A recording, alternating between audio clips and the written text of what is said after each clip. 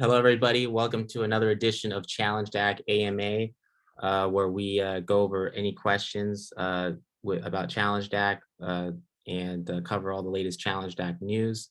And for those of you who are just starting to follow the project now and just starting to learn about what we do, is we're a decentralized application that's available in iOS or Android, and we allow people to create uh, challenges and be able to publish blockchain challenges over their phone. And what a blockchain challenge is just uh, cryptocurrency. You can think of it almost like a bounty where people publish instructions to do something. And if you complete it, then that person's able to reward you for its completion. And we've been running on the EOS blockchain for 3 years now. And we recently added support for the Telos blockchain as well. And we use our CHL token to organize content inside the challenge application. So if if you're a challenge app user and you go and you see what's trending, what's not trending, that has a lot to do, or that has everything to do with the CHL token being voted. We can vote on the CHL algorithm, or that determines the ranking of the CHL content. So lots going on this week news wise. We'll jump right into it. So for instance, we were talking earlier, I'll show you here, about the importance of EOS projects or any project that wants to be successful being on top tier exchanges. Maybe that will change in the future, but for a project to be successful, it's important for them to be on a big exchange. And a lot of you guys have asked about Binance and different major exchanges. For instance, Binance, they track the CHL price. If you go and you look at their EOS holdings, they do hold a lot of CHL, but they haven't listed the token. And a lot of that comes down to listing fees, legal opinions, and different things like that. But during the last EOS fireside meeting, I had a chance to ask, bring up during the call, what we can do to get more EOS-based projects on big exchanges, particularly exchanges that are block producers, that like Binance, they produce blocks for the EOS blockchain, and they get paid block rewards. So they have an interest of seeing the network do well as a whole. So here's a little clip from that. Some of you guys, like I think City Mills and Willow, if he's on the call, we're on this call too, but here's just a little clip from it that I'll play you guys. Major exchanges, particularly exchanges who are block producers, listing EOS-based projects. I know that was something that the foundation said that they were going to work on, and for other foundations like the Ethereum Foundation or foundations like that, they had a foundation that was in a way pushing or pulling for certain projects to get on. They were able to develop relationships with exchanges and that sort of thing. And we've been behind the ball a little bit since the EOS Foundation got set up a few years later. Is that the foundations in other ecosystems have enough tokens to be able to select some projects and essentially give them that financial boost. We are working towards being able to do that. As I've mentioned before, for example, like last week in the call, the likely next step towards direct financial contributions through our grant framework will come in the next season of Pomelo, where we're going to be able to give direct grants outside of the matching pool, without diluting the matching pool. So after the fact, that is, let's say, step 2, or that's the next thing in your roadmap. Eventually, and TED, so people are asking what has TED been doing? One of the things that he's been doing is working on that grant framework background.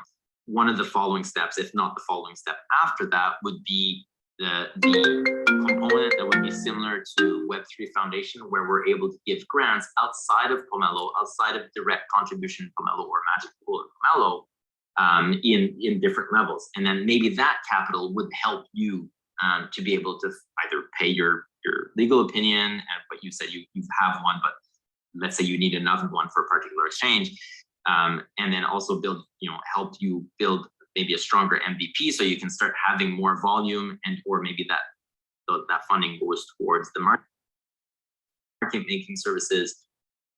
We're heading there, but no, we're not there yet. Yeah, so that's a little clip there, and it also looks like we got artists there in the group, so some artwork, but it's it was nice to get that feedback from the EOS Foundation and have them talk about their intentions or their plans to want to help projects like ours, like CHL, get on top tier exchanges, because that's what it's going to need. What I believe the ecosystem needs to be successful. Yeah, so I thought that was cool. So I don't know if anyone has any questions or anything, but that's a little bit of news. Like, we got some other news that I can cover too. But I know we started a little bit late, so we can always we want to make sure we take everyone's questions, but we don't have to go for a super long time. Actually, I think it's better when we don't go for a super long time. I think we get more views on these videos when they're shorter rather than longer.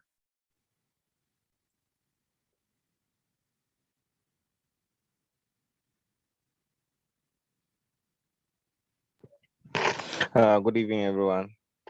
I just wanted to ask about, which one is more preferable? Can we hold our CHL in our wallet, like our personal wallet, or we should better leave it in our account?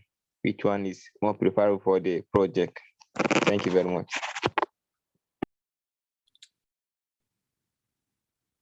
It's up to you. I mean, it probably would be more preferable for the project to keep them on the application. So when you keep them on the application, you can use them to vote, and that's the utility of the CHL token. So the CHL token has utility. That utility is the ability to rank content inside our application. So we don't take money from advertisers that and with your traditional systems like Facebook or Twitter, they're going to rank. They have their own internal system of how they rank content, and we do it all publicly and openly through the blockchain. And how we do that is we use the CHL token to do that. And the way you do that is you have to keep the CHL tokens on the application to be able to vote with it. Maybe in the future we can have some sort of system where we can have people vote outside of the application, but right now the only way you can vote is on the application. And but you can always but it depends what you want to do with it. So if you want to sell your CHL, obviously you got to take it off the application and sell it if you want to trade it. But it probably would be more preferable to keep it on the app. But you can put it on a wallet too if you want to keep it safe. It just probably depends. I would recommend keeping as much as you want to vote with. If you want to, however much CHL you want to use to vote with and be active with, keep that much on there. But always CHL is like any other crypto. You got to be careful and make sure that you're you're protecting it and not letting scammers try to hack you or anything. But our security system is strong on the EOS application, so you should be okay having some tokens there.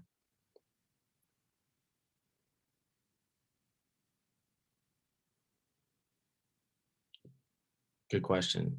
Good question. So.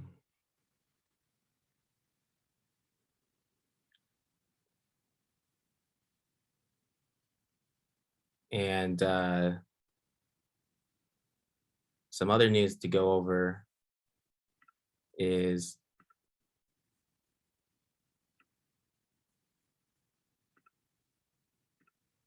we had a little bit of a Twitter exchange. So we brought out this old clip from a while back. And this is, for those of you who don't know, this is Brandon Bloomer, who is the CEO of Block One. And he was talking about, a few years ago, how they were going to put EOS VC was going to put $1 billion in the hands of EOS developers, people like ourselves who are developing on the EOS network.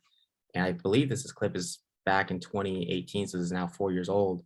So I was going to play this clip. The thesis behind our token sale was to take that capital that was normally used to create tokens and then divert it back to the developers that are spawning the next generation of innovation. So we just announced $1 billion fund for EOS VC.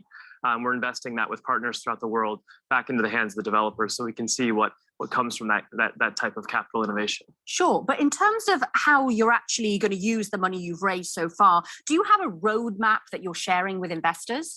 Yeah, so we've shared, like I said, the first $1 billion of capital into EOS VC. The primary bulk of it is really designed to use this investment into developers building on the EOS.io application itself. Yeah. The first commitment of $1 billion is what we've made public. However, we haven't limited our involvement to that, first capital. The thesis behind our token sale was to take that capital. So, they're talking about how they want to have $1 billion and put that in the hands of the EOS developers. And after years go by, and obviously that didn't happen.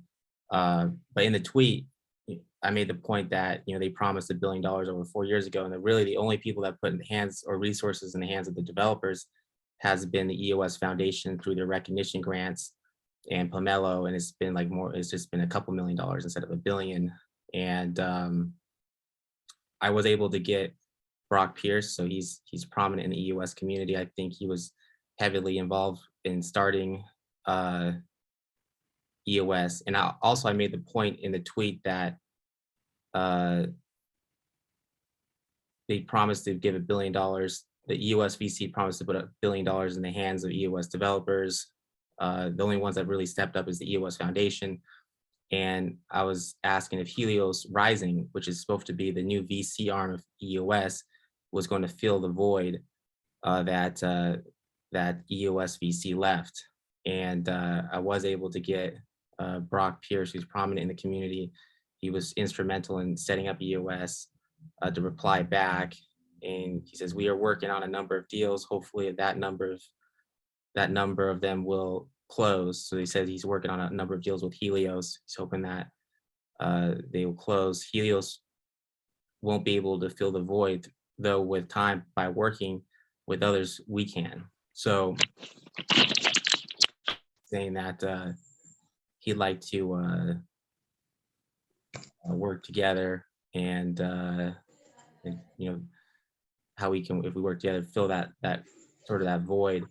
But I did make a point. I gave him a retweet, and I did make the point that, hey, we're one of the most used applications on the EOS blockchain, and we put in an application with Helios Rising 2 months ago, and we haven't heard back. And I'm running a challenge. If anyone wants to jump in on the challenge and drop a video below, we're giving out an EOS for that. I think we've already had people participate on that.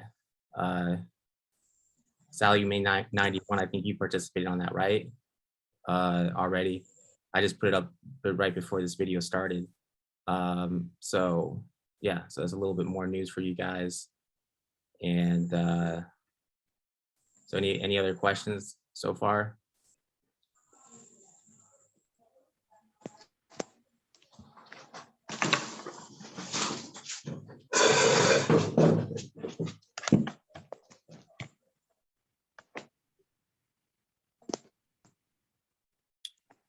I'll check the chat here. It doesn't look like there's a whole lot going on in the chat, but and then we're developing new, making some new updates to the app too. We're going to let people. Currently, you have a time. We have an expiration on challenges. You can make them as short as 1 day. We're going to take that down to 1 hour, so you can make a challenge and it can be as short as 1 hour. And we also want to take the amount of rewards that have been disturbed. Like, say if you challenge somebody and you give out rewards to 10 people, we want to show the total rewards given out on a challenge. So we have cool things like that we're working on, and then obviously trying to get the token traded at more places, get more people educated about what it does and the value it has. And the next big thing for us is going to be Pomelo season 2. So that's pretty much the EOS Foundation, the EOS Network are having funding rounds. And unfortunately, we didn't do the first one. We missed out on that. But the second one, we will apply for the second one, which should be coming up here in March. And that's Pomelo. So all you guys who are active in the community, this really promote challenge for season 2 of Pomelo. That's a chance where we can get some funding, and that helps us with rewards and development and all that good stuff and exchange listings. That's what the EOS Foundation chair was talking about earlier in the video, was possibly giving us a grant and then adding more on there so we can maybe have funds for exchange listings or market making or different things that we can do to get on larger tier exchanges.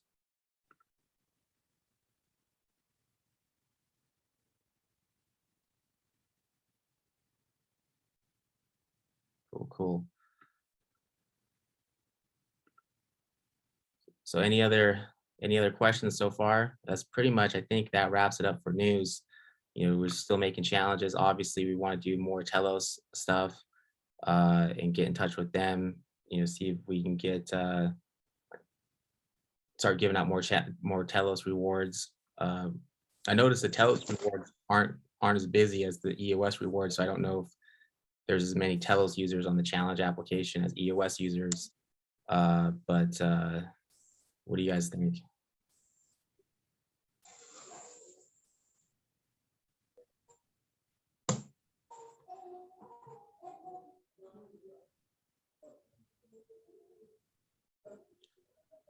Yeah. So yeah, it looks like we're getting some more people on here. So yeah, but I think that pretty much wraps up most of what we've done this week. And it looks like we answered one question about keeping, if it's better to keep your CHL on the application or put it on a wallet. Obviously you can do both. It's a decentralized token that you can move on. You can trade it on an exchange, keep it on your wallet, or keep it on the application. Obviously, when you keep it on the application, you can use it to vote, and that is really what the value of CHL comes from, is being able to vote with it and be able to have control over what challenges get seen and become more visible and become trending. And that's going to become more important as more people get on the network. So if there's 100 people on the network and